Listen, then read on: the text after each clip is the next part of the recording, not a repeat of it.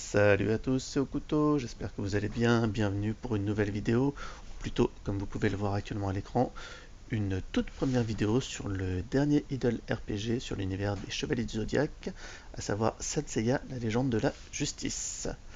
Alors, si vous aussi vous avez passé votre enfance à vous disputer dans la cour de récréation avec vos petits camarades pour savoir lequel des Chevaliers d'Or était le plus puissant, vous êtes au bon endroit. Alors on équipe sa plus belle armure et c'est parti.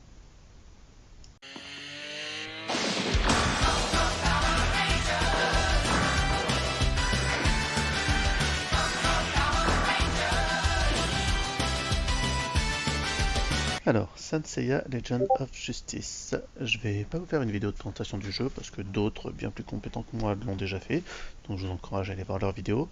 Non, moi je vais essayer de vous faire des vidéos sur des points précis pour faire un petit tutoriel, une petite démonstration, un petit guide, appelez ça comme vous voulez, de certains événements du jeu, histoire de vous aider un petit peu.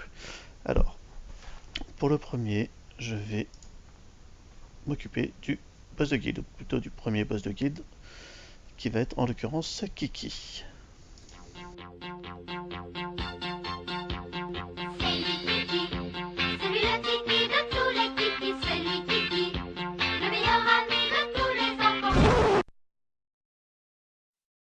Cette image est sortie de son contexte.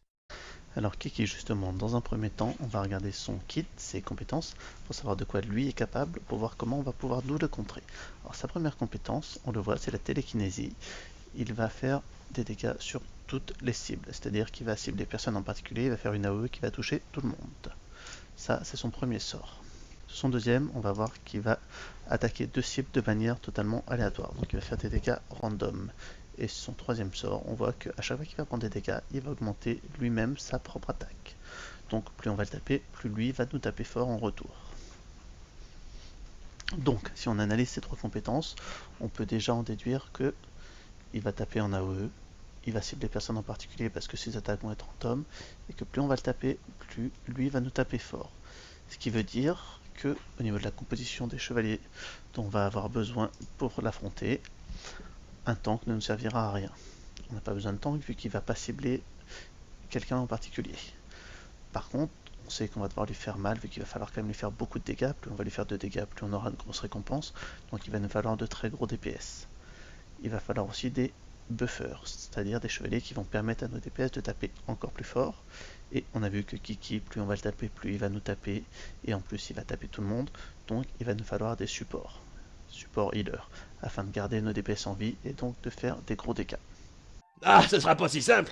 Car, comme le disait le film Iron Man, c'est pas l'armure qui compte, mais celui qui est à l'intérieur. Et ouais, ça calme. Savez-vous au moins ce qu'est le septième sens? Le sens inverse? Le sens interdit? L'intuition féminine. Bah dites pas des trucs au hasard non plus. Moi j'arrive même pas à en avoir 5, alors un septième.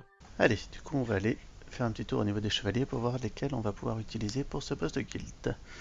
Juste petite précision, c'est pas parce que je vais vous dire tel chevalier est vraiment utile, tel chevalier est très efficace que vous devez absolument jouer ce chevalier là et pas un autre. N'oubliez pas qu'on joue chacun selon notre box, chacun selon notre tirage. On n'aura pas tous eu la même chance au niveau des tirages au sort, on n'aura pas tous eu les mêmes chevaliers, on n'aura pas tous eu les mêmes doublons. Si bien sûr vous avez eu énormément de doublons d'un chevalier que je ne vais pas vous conseiller et que vous l'avez monté très haut en étoile, que vous avez les bonnes parures, voire que vous avez débloqué son armure, évidemment utilisez-le. Utilisez-le, il sera efficace. Moi je vais vous conseiller les chevaliers qui pour moi se prêtent le mieux à cet exercice, mais si vous n'avez pas eu la chance d'avoir des doublons et de pouvoir les monter et qui sont encore assez bas en étoile mais que vous en avez d'autres qui eux sont bien montés, utilisez vos meilleurs chevaliers, c'est une évidence. Bien sûr, n'allez pas faire le combat non plus avec 5 tanks ou 5 healers slash support, ça n'aura aucun sens, il vous faut du gros DPS. Mais si vous avez des DPS un peu plus montés que ceux que moi je vais vous préconiser, faites le test, vous verrez que vous en sortirez bien mieux avec des chevaliers qui sont beaucoup plus up que d'autres. Allez, qui même me suivent?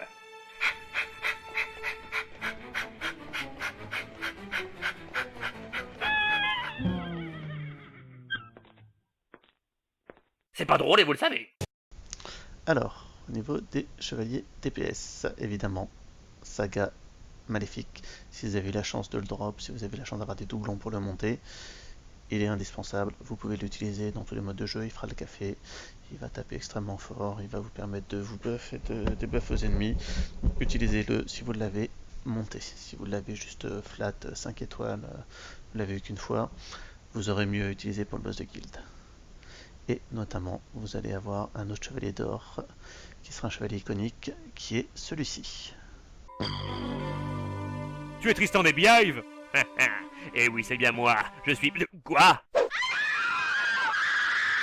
Oh, j'ai tous vos disques, vous êtes trop beaux. Je peux avoir un autographe sur mon bouclier? Mais je ne suis pas Tristan des Beehive. Je suis Milo du Scorpion. Le groupe allemand? Oui, il s'agit bien du chevalier d'or du Scorpion, Milo. Alors Milo, il va être très intéressant pour le boss de guilde et pour tous les ennemis mono-cibles. Pourquoi? Parce que à chaque fois qu'il va être en train de taper une cible, il va affaiblir la cible en mettant des poisons, il va lui-même se buffer avec les stacks de son aiguille écarlate, et à chaque fois qu'il va taper, il va taper plus vite, il va taper plus fort, et il va mettre des poisons qui vont faire des dégâts supplémentaires sur la cible. Donc en mono-cible, vraiment Milo très performant. N'hésitez pas, si vous l'avez monté, à l'utiliser. Allez, on continue les chevaliers DPS avec un autre DPS mono-cible extrêmement puissant. Il s'agit d'Aiolos, chevalier d'or du Sagittaire. Alors, personnage qu'on a rapidement caractérisé comme personnage pro PVP, mais vous allez voir qu'en PVE, il est aussi extrêmement puissant. Il vous permettra de vous sortir de pas mal de situations. Il est capable de one-shot un ennemi à tout moment. Alors, pas un boss de guild naturellement, mais vous verrez qu'en mode story, il est très fort. Alors, on va voir qu'il a la possibilité de régénérer son cosmos, mais surtout que voilà, ce sort-là va être très important. On voit que quand il va perdre lui-même 25% de PV, il va augmenter de 20% son attaque et sa vitesse d'attaque pendant 4 secondes. Ça va augmenter les pourcentages en fonction de quel niveau vous êtes avec lui. Mais quoi qu'il arrive, voilà. Quand il perd des dégâts, il va taper encore plus fort. Autre spell vraiment intéressant, c'est celui-ci. C'est au niveau de la brûlure. Quand il va attaquer, il va poser une brûlure sur la cible pendant 6 secondes. En plus de faire des petits dégâts, cette brûlure, qu'est-ce qu'elle va faire? Elle va permettre d'avoir plus de réussite dans nos coups critiques. En gros, l'ennemi touché par la brûlure, vous allez lui faire plus de dégâts critiques. Donc c'est très intéressant si vous faites un combo entre Aiolos et un autre DPS qui bénéficie des spells critiques. On verra tout à l'heure que c'est le cas de Shayna. Et là vous avez son sort principal qui fait extrêmement mal, surtout si vous le faites après qu'il ait perdu 20% de ses PV. Et bien sûr, vous allez avoir un régène de cosmos si vous avez son armure. Normalement, il faut tuer la cible pour avoir le régène de cosmos, mais si vous avez l'armure, premier ou deuxième niveau, vous récupérez quand même du cosmos, même si vous ne tuez pas l'ennemi. Aiolos, vraiment très fort. Il fait des dégâts vraiment monstrueux si en plus vous avez son armure, si vous l'avez monté, si vous avez des doublons, extrêmement puissant. Pendant qu'on est dans les DPS, on va continuer avec le petit frère, donc Aiolia, chevalier du lion. Alors lui aussi, attention, extrêmement fort en DPS. Il va taper très fort, surtout si vous avez en combo avec Athéna. On le verra plus tard, mais faites attention, ne le sous-estimez pas. C'est un pur DPS et il tape très fort. Plus il va taper vite, plus il va taper fort. Avec son armure, il aura encore plus de dégâts. Donc vraiment, n'hésitez pas, Aiolia. C'est un chevalier que vous voulez avoir en DPS. Si vous avez l'opportunité de le monter avec des doublons, n'hésitez pas à lui donner sa chance. Vous verrez, vous ne serez pas déçus. Il tape extrêmement fort, que ce soit avec son ulti, le Lightning Bolt, qui permet de faire 30% de dégâts supplémentaires à la cible après l'avoir utilisé. Donc attention à ne pas négliger non plus. Et son armure, voilà, encore une fois, extrêmement puissant, vraiment très fort. Allez, comment parler de DPS sans parler de celui qui est le GOAT dans cette early game, à savoir Masque de Mort. Moi je m'appelle Masque de Mort. Masque de Mort, beaucoup de monde l'a, beaucoup de monde le joue, que ce soit en PvE, en PvP, et vous avez raison de le jouer, il est vraiment très puissant. Alors sur le boss de guild, c'est pas là qu'il va être le plus efficace parce que beaucoup de ses spells tournent sur le fait qu'il tue les ennemis, que ça lui permet de régénérer sa vie, ça lui permet de récupérer du cosmos. Vous n'allez pas tuer le boss de guild forcément, mais il fait quand même d'énormes dégâts, il va quand même mettre des petits debuffs. Donc c'est vraiment, si vous avez réussi encore une fois à pouvoir le monter avec des doublons, beaucoup de monde a réussi, donc il n'y a pas de raison. Si vous avez son armure, a fortiori, il sera encore plus fort dans les autres modes de jeu. Allez, parmi les chevaliers d'or, il nous reste encore un DPS à voir, et ce DPS, ça va être ni plus ni moins que Shura, chevalier du Capricorne. Alors, Shura, qu'est-ce qui va être intéressant avec lui? Vous verrez que si vous utilisez son ulti, comparé aux vos autres DPS, il fera probablement moins mal. Mais ce serait de sous-estimer de penser que toute sa puissance réside là, dans son Excalibur. En effet, quand dans mon bras réside l'épée révolutionnelle capable de tout entier, l'épée sacrée, Excalibur. Est-ce que ça fait toi le souverain légitime du royaume d'Angleterre? Normalement oui, mais il n'y a pas les papiers pour les prouver. En effet, Excalibur va taper fort, mais surtout, il va faire saigner la cible, il va surtout lui mettre des debuffs, et on va voir que c'est pas fantastique. Par contre, les autres spells de Shura vont eux lui permettre de taper très très fort. Shura va, contrairement aux autres, taper très fort sur ses basiques. Pourquoi?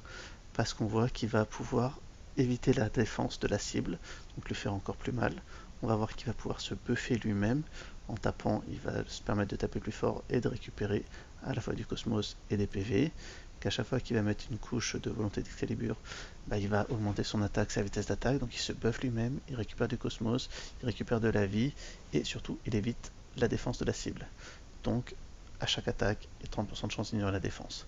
Il va vraiment taper extrêmement fort sur ses attaques basiques. Et c'est ça qui va faire que Shura est un très bon DPS, c'est pas son ulti, c'est tout le reste de son kit. Dernier DPS dont on va vouloir parler, cette fois on est dans les Silver Saint, ça va être Shayna. Shayna, ne faites pas l'erreur de ne pas la monter si vous avez des doublons ou de vous en servir pour monter d'autres chevaliers.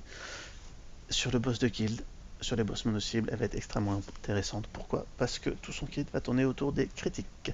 On voit que si elle ne fait pas de critique, elle va gagner opportunité qui va lui permettre d'augmenter ses chances de critique. Alors effectivement, les dégâts critiques vont lui permettre de taper plus fort. Donc si elle crit pas, elle va gagner un buff qui va augmenter ses chances de critique. Quand elle va crit, elle va taper plus fort. À chaque fois qu'elle va crit, en plus de taper plus fort, ça va faire des dégâts supplémentaires sur le boss. Et on a vu tout à l'heure qu'on avait un chevalier, Yolos, qui permettait, en posant une brûlure, d'augmenter les chances de critique. Donc si on la met en combo avec, elle va permettre de faire énormément de dégâts. Encore plus si vous avez débloqué son armure, si vous l'avez monté, si vous avez des bonnes parures, tout ce qui va bien, vous connaissez la chanson. Mais Shayna, c'est vraiment pour les boss de guild, ou les boss mono-cibles en général, un très fort DPS. Donc c'est pas parce que c'est un chevalier d'argent qu'il faut la regarder de haut. N'hésitez pas, si vous avez l'opportunité de la monter, à lui donner un petit round d'essai, vous verrez que vous ne serez pas déçu, qu'à la fin du combat, elle aura fait extrêmement mal. J'ai l'impression qu'on tourne en rond depuis des heures. Bah, ça doit être parce que c'est d'animation japonaise. Souviens-toi des terrains de 10 km de long dans Olive et Tom. Allez, maintenant on va s'intéresser à l'autre catégorie de chevaliers qu'il va nous falloir, en l'occurrence les healers. Alors, bien sûr, à tout seigneur, tout honneur, on commence par la déesse de la terre, Athéna, déesse de la guerre surtout. Maintenant, Athéna va nous permettre de soigner extrêmement fort nos alliés. Avec son ulti, elle va remettre beaucoup de PV. On verra quand elle a son armure, c'est encore mieux naturellement. Mais c'est vraiment, si vous avez l'opportunité encore une fois d'avoir des doublons, tout le monde en a eu normalement d'Athéna, vous avez pu la monter un petit peu, vous verrez qu'elle est très forte. Donc n'hésitez pas, si vous avez Athéna, ce sera un très bon healer. Elle va pas apporter grand chose de plus, mais elle va le faire bien. Elle va remonter les PV de tous vos alliés, elle va vous protéger. Donc vraiment, n'hésitez pas, en tant que healer, Athéna est vraiment très forte. Au niveau des purs supports, alors pur support, forcément il y a un nom qui ressort, c'est celui de Mu.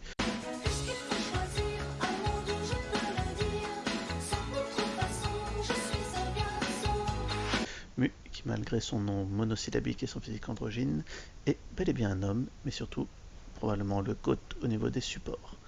Il va vous permettre effectivement de vous healer, de vous protéger, de réduire la précision de la cible avec un silence donc, et un aveuglement qui va permettre à la cible de ne pas vous toucher. C'est vraiment un kit parfait en tant que support. Il va faire des dégâts, il va taper quand même assez fort.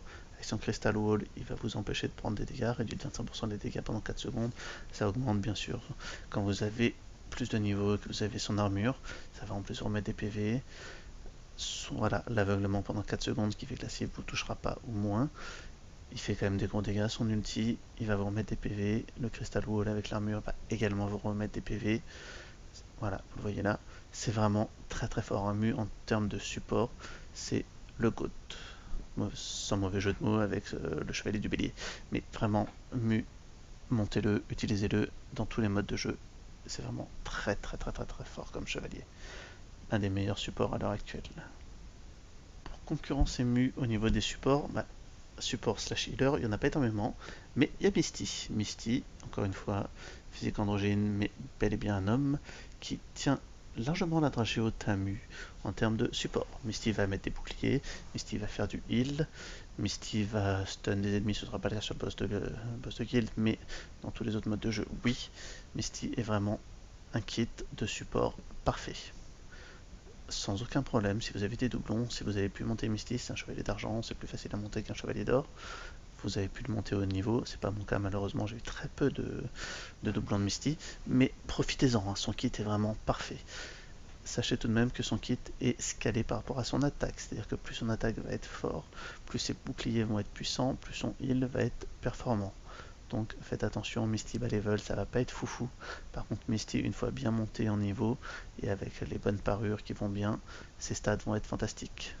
L'armure du lézard naturellement qui va augmenter encore tout ça derrière. Mais Misty vraiment en termes de support facilement au niveau de Mu. Fini, c'est fini, on est libre! Ce n'est pas fini. Allez, maintenant on va s'intéresser aux supports de type buffer, c'est-à-dire ceux qui vont permettre à vos autres chevaliers d'être plus performants pendant le combat, notamment à vos DPS de taper plus fort. C'est ce qui va nous intéresser ici. Alors, le premier, ça va être Sirius, Sirius, chevalier du grand chien. Heureusement que c'est un personnage masculin, je vous laisse imaginer sinon ce qu'aurait été son appellation. Alors, Sirius, il va nous intéresser pourquoi? Déjà, en PvE, tout son kit est intéressant. Là, sur le boss de guild, qui va nous intéresser, voilà, c'est surtout ça, son coup préemptif. Il va permettre à tous nos coéquipiers de gagner 25% de vitesse d'attaque pendant 8 secondes au début du combat. De récupérer du cosmos aussi également. Donc vraiment, rien que pour ça, il vaut le coup. Il va ensuite permettre de poser des boucliers. Ces boucliers qui vont augmenter son attaque et sa défense avant de se briser. Et enfin, son ulti donc va faire des dégâts corrects et va aussi causer un étourdement sur la cible. Ce ne sera pas le cas là sur le boss de guild, mais quoi qu'il arrive, c'est vraiment un chevalier à ne pas négliger. Évidemment, quand vous aurez ça, son armure, son ulti fera plus mal, vous verrez que il fait quand même de très bons dégâts. Autre buffer que vous allez vouloir utiliser, c'est Astérion. Astérion sera très utile dans tous les modes de jeu. Il sera également sur le boss de guild. Ce boss de guild, tout son kit va pas être important, mais il a quand même un spell qui va être vraiment primordial et qui va beaucoup vous aider. C'est son prochain spell, on va y arriver, qui, le renforcement spirituel, voilà, qui va nous permettre de booster l'attaque et le taux critique de 15% pendant 6 secondes. Et également de récupérer des PV pour ces personnages-là. Mais encore une fois, avec des personnages qui jouent sur la critique, ça va être Ayolia, ça va être Shayna, il va vraiment les booster. Il va leur permettre de gagner 15 secondes de dégâts et en plus de taux critique. On rappelle que les coups critiques vont faire plus mal que sur un DPS comme Shayna. Ces coups critiques non seulement vont faire plus mal, mais encore vont faire des dégâts supplémentaires. Donc c'est vraiment un sort qui va être intéressant. En lui-même non, mais il va nous permettre vraiment de buffer nos DPS et donc de faire encore plus de dégâts. Donc Astérion, n'hésitez pas à l'essayer, que ce soit en PvE, il peut vous débloquer pas mal de situations, et surtout en PvP aussi, mais sur le boss de guild, quand même, son armure aussi, encore une fois, va augmenter ses capacités, si vous l'avez, tant mieux. Pour finir avec les buffers, on va avoir une petite mention honorable, qui est au niveau des chevaliers de bronze. Alors, ça va être Nachi, chevalier du loup. Beaucoup de personnes l'ont survolé, s'en sont servis comme de la foudre pour monter les étoiles des autres chevaliers. C'est à moitié une erreur parce que dans tous les modes de jeu, effectivement, il ne va servir à rien. Par contre, sur le boss de guild, son kit est vraiment parfait. Il faut savoir toutefois que c'est un chevalier de bronze, donc il va rester très limité au niveau des stats.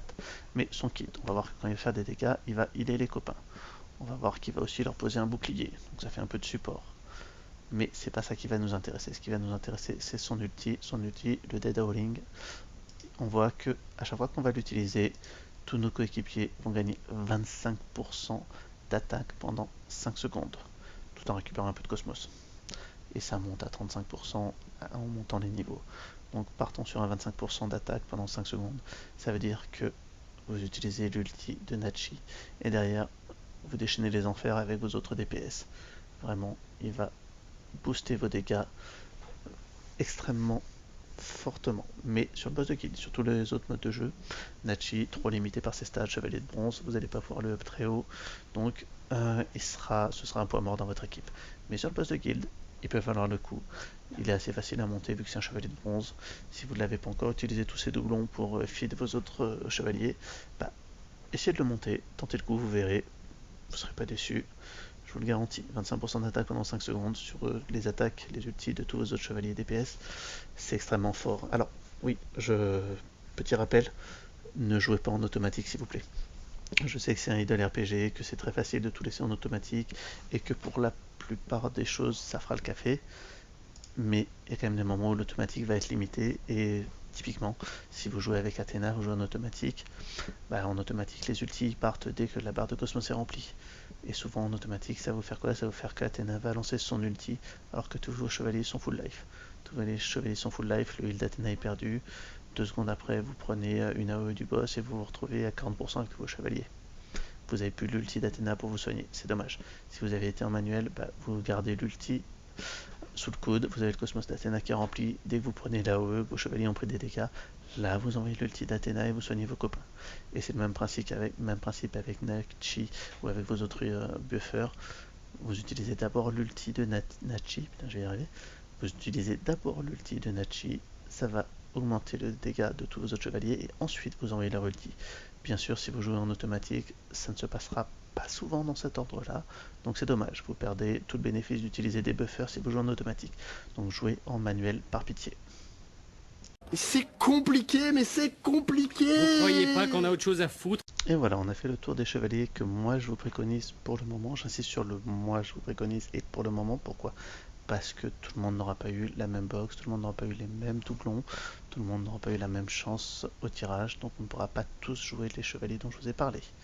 N'oubliez pas que, quoi qu'il arrive, si vous avez eu des doublons d'autres chevaliers, que vous avez pu les monter en étoile, que vous avez les bonnes parures, que vous avez potentiellement leurs armures également, ces chevaliers-là vont être performants. Donc jouez les chevaliers que vous avez. Moi je vous ai donné ce qui me semble à moi le plus approprié pour pouvoir faire de gros dégâts.